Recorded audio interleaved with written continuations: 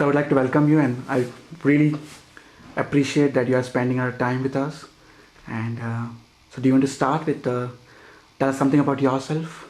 Something about myself. Um,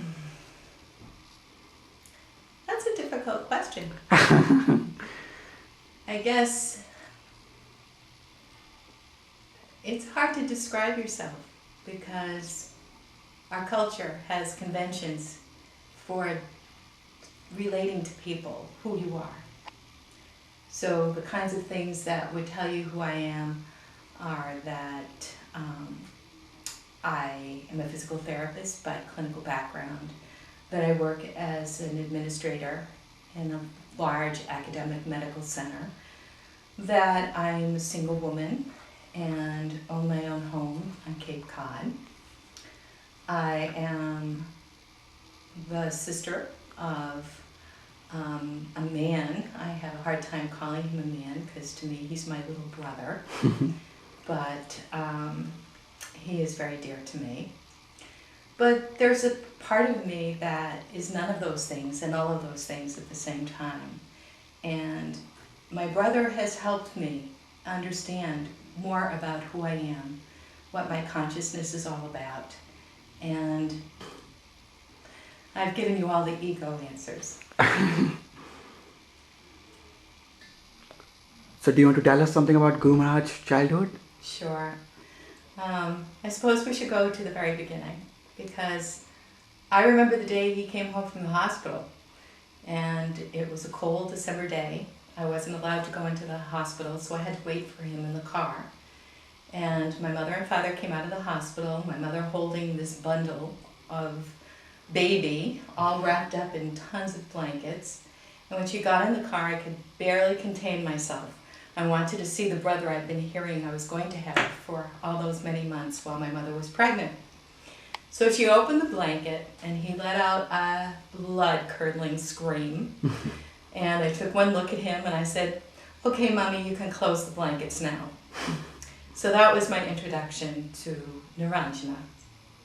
He was a healthy, but somewhat colicky baby who cried a great deal because of stomach cramps.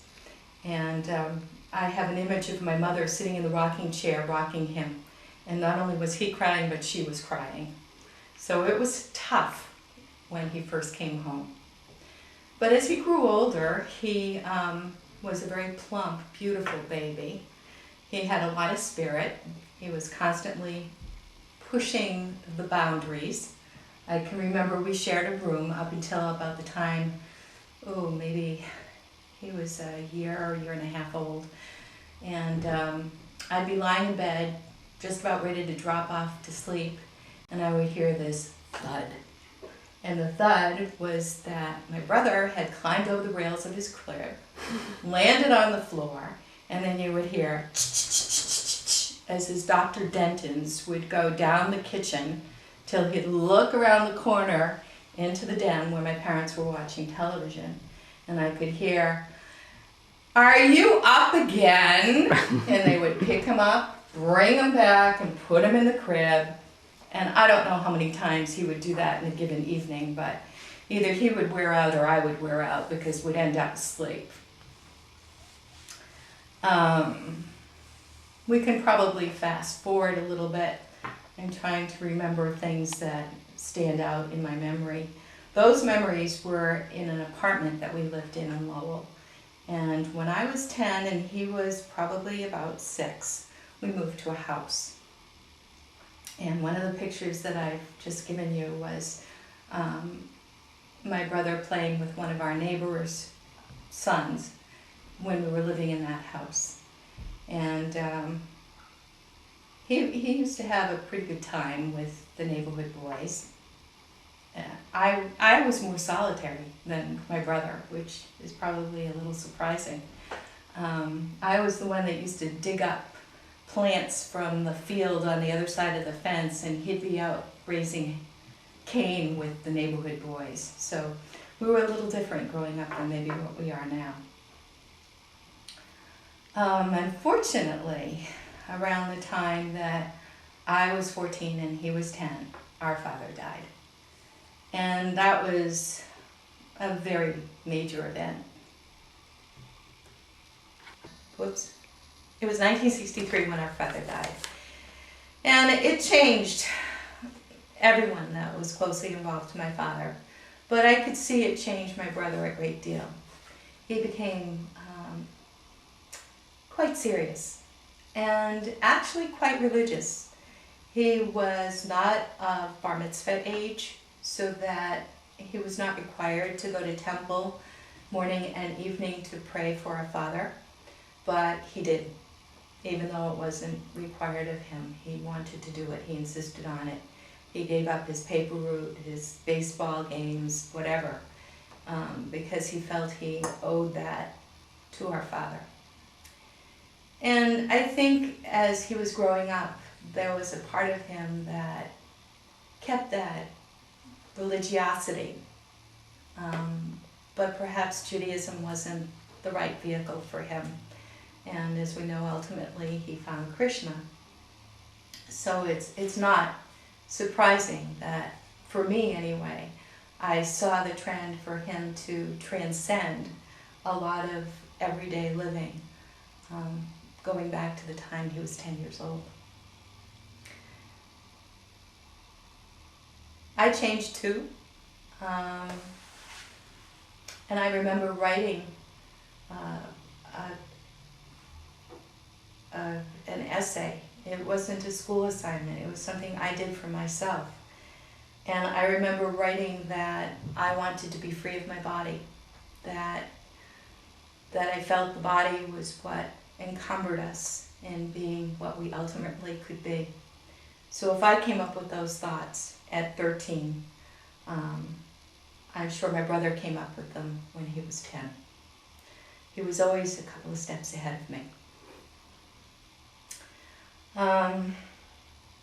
There was a fairly extended period of time where my brother and I weren't really close because I went off to college and he still was living at home. And I know he had struggles. Our mother remarried, and we had a stepbrother and stepsister. And the stepbrother was in college at about the same time I was in college. And I think that was my brother's rebellious time. He was pretty unhappy, and I think he was letting people know how unhappy he was. And in fact, when he went to college, I think he looked forward to moving out of the house, but I also think he looked forward to an intellectual challenge, such as he'd not experienced in his public education, and was bitterly disappointed because either the academics weren't challenging enough for him, or it was no longer what he desired. That was when he found Krishna. He left school, he was at UMass, and he came into the city. He was going to study music at Berkeley, but instead moved into the temple. And that was, to the best of my knowledge, pretty much how things happened. I was married at that time, and we used to come, my husband and I, to the temple on Sundays every now and then. And it was pretty clear that he was happy, but he kept himself at a distance. And there were periods of time when he really wasn't in communication with the family. And I think he had very strict interpretation of what was expected of him. And it was hard for us because we didn't have the contact that we felt we needed. But then again, we had no understanding of what it was he had undertaken. And over the years, it has been a learning for me. I sort of drifted. I always considered myself Jewish, but I ended up in Unitarianism, and I used to sit down and say to him, "Tell me, how did you end up in a very orthodox religion, and I'm in the most liberal religion there is on earth?" And we'd kind of joke about it. And then I'd come back to him in a couple of years, and guess what? I'm into Buddhism. And I think I'm on a path that, if not close to yours, sort of runs parallel with yours. And we would talk about that as well. And now, I'm not sure where I am, but I know he knows exactly where he is. And having been to India twice now, I can say that the first time I went was when I really understood what my brother was all about. All right, so when I went to India the first time, I began to really see the context of what it is that my brother really has with his Krishna family. The culture is just amazing. The love is so unconditional and so overwhelming that I came home feeling absolutely lost. I left everything that I loved in India. And going back the second time, I didn't feel any differently, but I was able to handle it better because I knew what I was going into. The love and the affection and the respect that I get just from being my brother's sister is phenomenal. It's not something that I'm used to. I'm not used to having people bow to me or to treat me differently or to put garlands of flowers on me all the time. But I do refer to my brother as my passport. He's what brought me to India. He's probably what's going to get me to other places in the world. And probably has brought me to a better plane than where I would have gotten on my own. So he is my passport, and I'm forever grateful for that. But I started to tell you a funny story. It tells you a little bit about how my brother and I relate. A couple of years ago, well, it's more than a couple of years ago now, it's probably maybe 10 years ago. I was working in Boston at that time as well. And I had asked my brother if he'd be willing to go to friends of mine's home.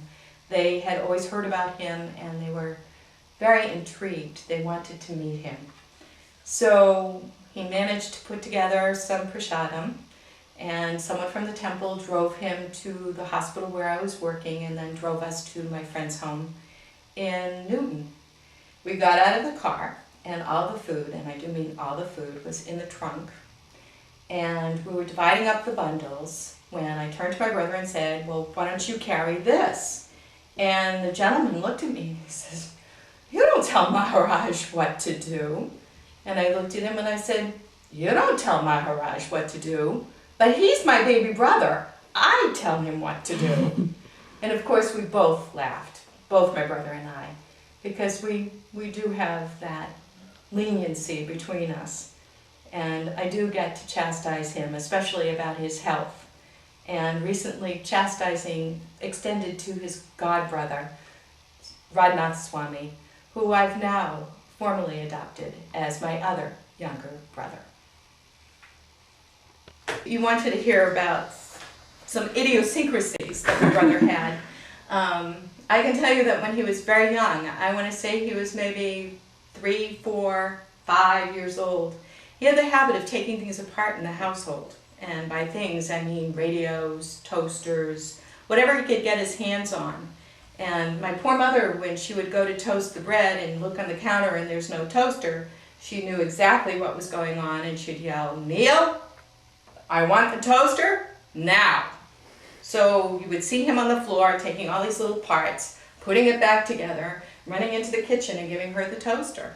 And that was just part of who he was and perhaps still is, because he gets to put some of that to good use with computers. The other thing that my brother is good at is musical instruments. And I know people practically swoon when he chants. And I have several of his CDs myself, but the irritating thing is that he was so talented and really didn't have to work at it. I started piano when I was 4, and I worked very hard, and I was very good. My brother played the piano. I don't remember what age he started at, but he was very good, and he never tried very hard. He also played the guitar, and those were during his teen years, so I don't think I heard very much of his guitar playing. But I still have a cousin who would like to keep him to a promise, and that was that he promised to teach her how to play the guitar. And she's 44 and still waiting. This one goes back quite a while ago. Before email, one of the things that really has helped my brother and I stay in touch with one another is email. And although every time you send him a message, you get the automatic reply that he's not paying attention to his email, I have to tell the world that when I write to him, he does answer. So that's a good thing. But before email, I worked in Boston and I saw a couple of devotees walking on the street. It was right near North Station, I remember it very clearly. And I ran up to them and asked if they happened to know when Niranjana was going to be back in Boston. And they looked at me and they were very skeptical. How do you know Niranjana? And I said, well, he's my brother. On the ground, there they are, bowing in front of me, and I'm not quite sure to this day how they did it so quickly, but there they were. So after they got through bowing to me, embarrassing me in front of all the people walking on the sidewalk, they then looked at me more carefully, and they said, oh, yes, we can see the resemblance. Aha, yes, we can see that you're his sister. And what is it that you do? And I said, well, I work in a hospital. Well, of course you do. You're Niranjana's sister. So that was that explanation. The other thing that I run into a lot is here in Boston and also when I was in India, people would say, oh, yes, we can see. You look like Niranjana. And I have to admit that I have to put my 2 cents worth in. Niranjana looks like me. I don't look like Niranjana because I came first. You've asked me what it's like to have a brother like Ниранджане Swami. And I related to you the story about when I was recently in India and Radhanath Swami had asked me to say a few words after he had recently talked about Alfred Ford, who happened to be in India at the time that I was there.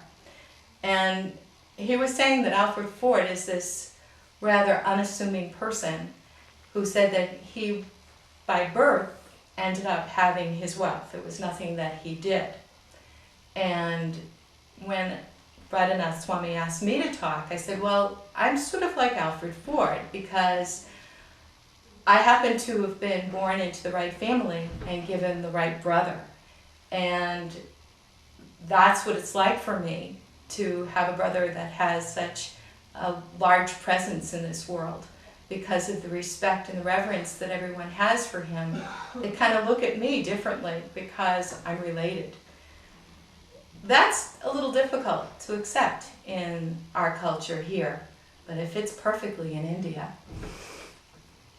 And I guess in closing I could say that I'm very proud of my brother and I love him an awful lot. Thank you.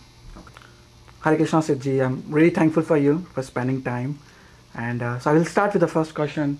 That's basically is, do you want to tell us when did you meet His Holiness Ниранджане Swami Maharaj for the first time?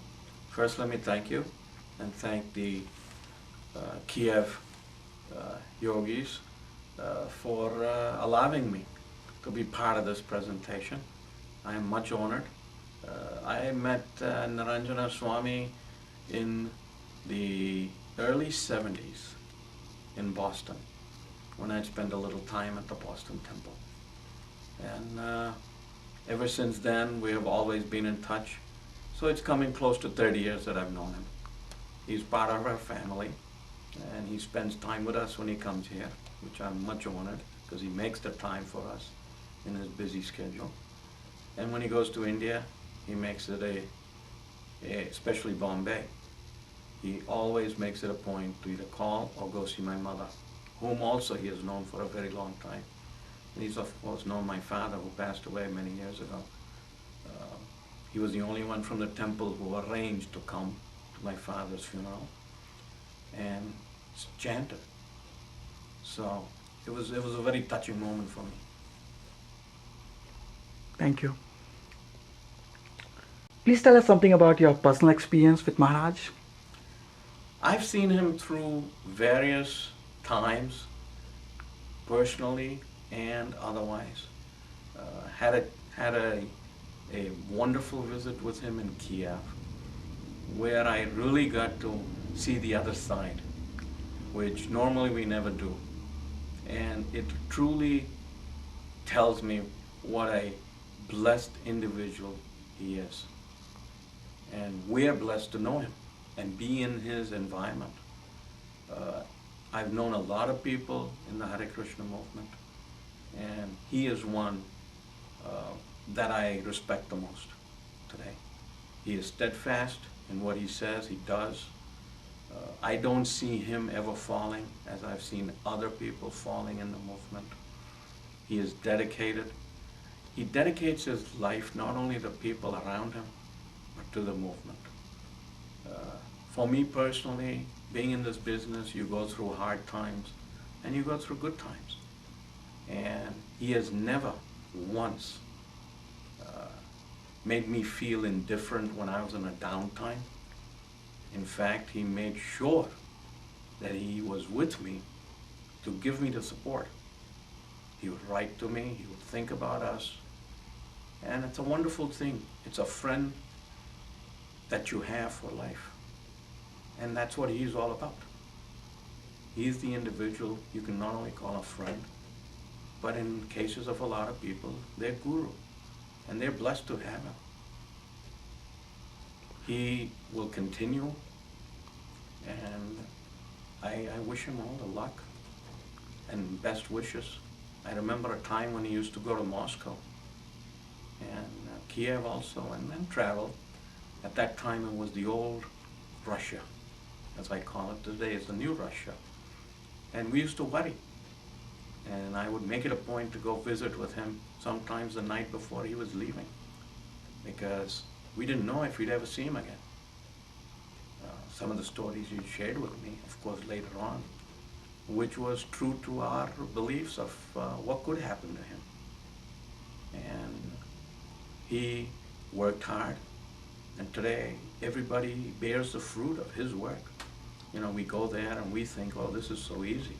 We never understand what he went through, how hard he struggled to achieve what he's achieved. And to build a temple in Kiev that I saw a small portion of, when there was not even a real temple room. And today he has sent me pictures to see what is achieved. It's a wonderful, wonderful thing. With no money, everything is donated. You know, everybody over there is a bricklayer. In other words, everybody works the same. He works the same, everybody works the same. My thoughts have been also when he was just a youngster and I was at the temple and they were leaving. And he left for a long time in a camper, if you would, a motorhome, with a few other youngsters, because he was young at that time. He was a very young man and full of energy, full of life. And he was going to travel America, which he did, to preach, distribute books, and let people know who Lord Krishna is. And he came back months later, and you could see that this transformation in him, that this is what he loves, this is what he will do for the rest of his life, and he's done it. And he achieves more and more every day, world over. I don't know how he travels, and he does what he does. He gives everybody the same amount of time. Doesn't matter if you're rich, poor, or destitute. I know somebody from the Boston Temple, again from the 70s. And I'm talking early 70s. I'm not talking late 70s yet, early 70s. This young man had gone down a path of total destruction. He was in jail where nobody would go visit him. He would have died there if Niranджане Swami had not gone and visited him every time. Today he is in Kiev. So people who know this will figure out who he is. We've seen this young man grow. I saw him in good health And I saw him in bad health, but never at jail. I did not go. But Ниранджане Swami would come, make the time to come visit us, but visit him. Go there, take prasad for him, and he would go through whatever he had to go through to get to see him in the jail, which sometimes is very embarrassing what you have to go through. But he never complained. Never complained about what he had to do or the time he had to spend. That's him. That's a true human being. Not getting anything in return. He doesn't expect anything in return. He just gives. He's a man who gives a lot.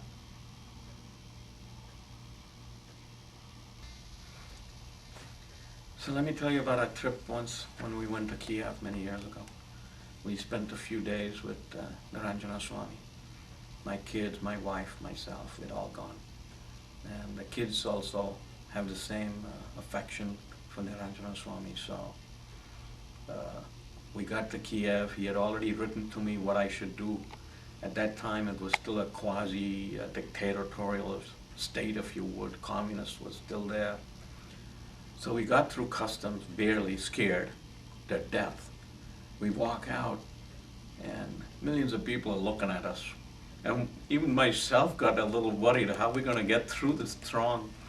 And all we could see then, and actually my son recognized him before I did, and there's Ниранджане Swami standing there, smiling away, waving at us to come towards him. So we went towards him.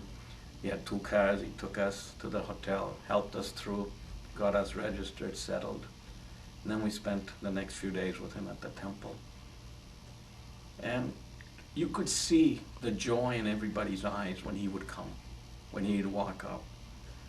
We were in I want to say downtown, behind the Parliament building, where there was a smaller temple for the city itself, and a kitchen for a Food for Life program. And he had taken me there, and we did darshan together.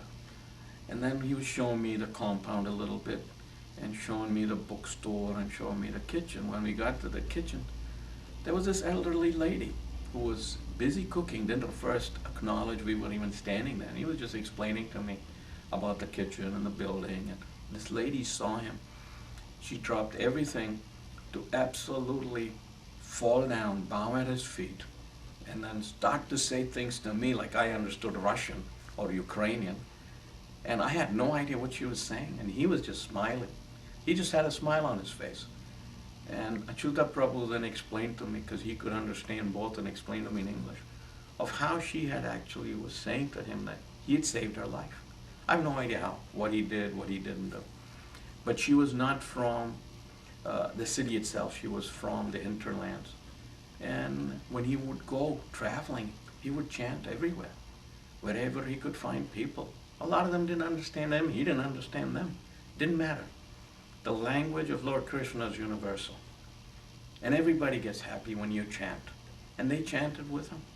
And this lady was explaining that, of how what he did for her has now brought her back on her feet. She's a happier person, a more human being. And she was just happy cooking. And she wanted us to eat. And that was the last thing he wanted to do that day, was eat right then. But we did have to take something to appease her. As we're going through the city, we were like in a very crowded marketplace, maybe a bus stand, because there was a lot of buses. And all of a sudden, these people, who I didn't recognize initially, again, fell right down on the road. And I thought the car was going to run over them, or another car, or other people would trample. But these were actually people who recognized who he was, and they were bowing down to him. And he would just acknowledge them, tell them to be careful, ask them about how they are, and he knew about their kids and their family and their husbands or their wives. It's amazing. Knowing thousands of people, he still knows a little bit of everybody.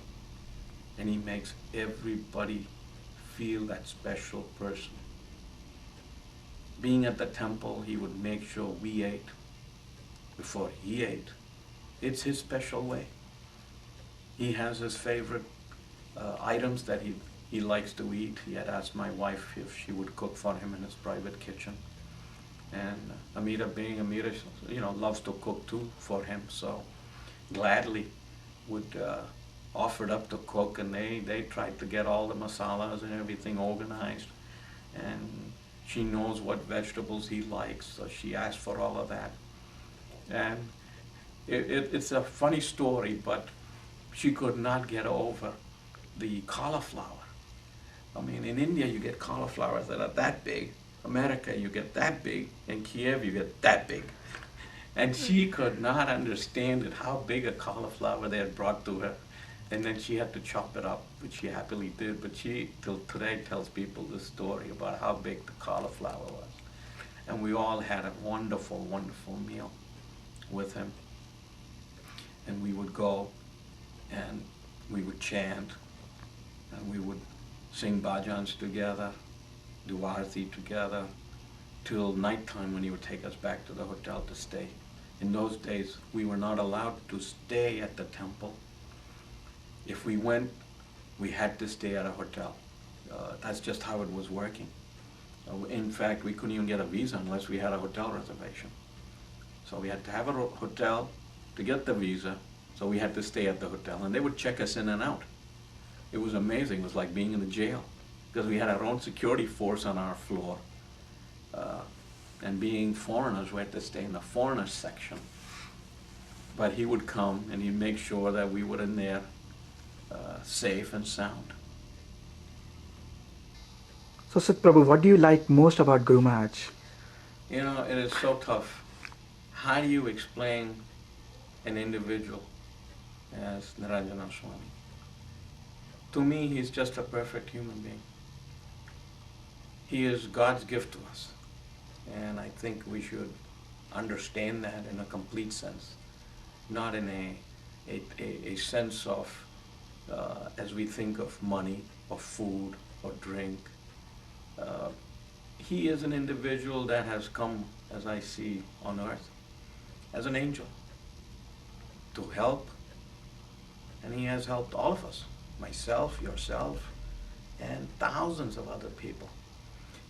The uniqueness of this individual is his humbleness. It does not matter. I've known him. I knew him when he was a young man, and I know him now. And his humbleness is something we all have to achieve in life. Learn from him to achieve it. Very difficult. Our egos are so big. And here's an individual who really doesn't have one. And he teaches you that by being who he is, himself. He does not expect anything from you, and he doesn't ask for anything. And that is unique, that is different. Each one of us feels we know him better than the next person, because he makes you feel that special person that you are. And you go away always feeling 1,000 times better than when you came to see him. You give him your problems, he listens to your problems, he tries to help you with solutions. But you go away feeling so good. And the people who have had the pleasure of chanting with him, or singing bhajans with him, doing kirtan with him, you are totally transposed. You forget your worldly problems. And sometimes you wish you were just with him 24 hours a day. But you know what? It's that special moment that he gives all of us. A little bit of himself. And again, it's unqualified. There is no qualifications by him of why he does that. I've seen him touch people that you would wonder why he would even talk to them. But he does. He could be on a road, he'd talk to somebody. And he'd talk to them the same way as he talks to you, me. Which is a quality that only an angel that God has sent down to earth for us can have. So, let me say this. I am blessed that I've known him, and hopefully I get to spend more time My wishes are to be in Kiev this year. Hope I achieve it. Uh, he will say I always promise him every year, but this is one more year I hope that I do it and spend a little bit more time with him. So thank you again for letting me be part of this and to know him. Haribol. Hare Krishna, my name is Nimai Chaitanya Das, and I met Ниранджане Swami Maharaj back in 1982. And I had just graduated college, and I had met some devotees in Port Royal, Pennsylvania at Girinagri, the farm. I lived in Boston, and I was very interested in Krishna consciousness and yoga and meditation at the time. And I had a job that required me to go into the city every day. And my job started at around 3 in the afternoon. So then what I did was I would stop by the temple. It became a routine. I would stop by the temple every day. I would take prasadam at lunch, and the devotees would fill me up till I couldn't walk, and I would go do a job. I actually had to walk door to door, selling some, sort of political ideas. But very quickly I got to meet Maharaj, who was at that time a brahmachari, and he was a temple president in Boston, and kind of took me under his wing, and we would constantly answer questions about Krishna consciousness, and was very friendly, and so we spent quite a bit of time that summer together. I would go to the temple when there were different events and do some service from time to time. Mostly I would just take prasadam. And I starting to learn how to chant, and that was the summer I became a vegetarian. And then at some point it was time for me to travel. I went to Europe and England, and I traveled all around Europe and England, and met my initiating guru at the time, Bhagavan Prabhu, and went to India. And while I was in India, I saw Maharaj again at the Mayapur festival, and I felt a very warm, close connection with him. So I stayed in India for about 6 months, and then I came back to Boston. And at that time, I reconnected with Maharaj, and was living outside the temple for a little while, and I would go to the temple, almost every day, or at least a couple times a week, and would talk philosophy, and I wasn't quite ready to fully surrender at the time, and I ended up moving in. Eventually, I ended up moving into the Boston Temple, and actually, what happened was I had a job. I think I was selling copying machines, and I one day decided to give up that job, and I showed up at the temple, and Maharaj took myself and 3 other new bhaktas on a tour of the North American temples. We went to some temples in New York. We went to a temple, I think, in Philadelphia. We went to Girinagri. We went also to New Vrindavan. So we did a wonderful tour. So we were just in a car, and he just took us everywhere and took very, very good care of us. And I really learned a tremendous amount about Krishna consciousness during that trip. And then I ended up moving into the Boston Temple. And again, he was the temple president at the time. And one of the main things that I have always appreciated about Ниранджане Swami is that his simplicity and his sincerity and his honesty. And he's just real. There's no pomp, there's no, false ego, sense of false ego. He's the real thing. I always felt very comfortable with him, and could basically, tell him anything. So I've been in quite a journey in my life in Krishna consciousness. Again, at some point I lived in the Boston Temple for a while, and at that point he was not initiating. And Satsarup Maharaj was the sort of the zonal guru at the time. That's how the ISKCON was set up, the zonal system. But I was very interested in going to Europe, and I had made a connection with Bhagavan Prabhu, so I went there, and I think Maharaj was a little disappointed that I left at the time, because we had really connected in the temple. I made a lot of friends, And I thought, oh, maybe he's mad at me. But sure enough, when I came back to Boston to visit, he was always as friendly as could be, always as helpful as could be. And he always wanted what was right for me. He never tried to control or manipulate me, which was honestly a little bit of an issue back then in the ISKCON days, back in the early 80s. Everybody wanted the people to stay in their zone, that type of thing. And he never had that kind of controlling energy. He's not a controller. He just always wanted the best for my Krishna consciousness. And that was something I always felt with him. I went to Europe, and when I was living in Europe, I would come back every once in a while. I'd always stay in the Boston Temple, and he'd always be very supportive, and we spent a lot of good time together.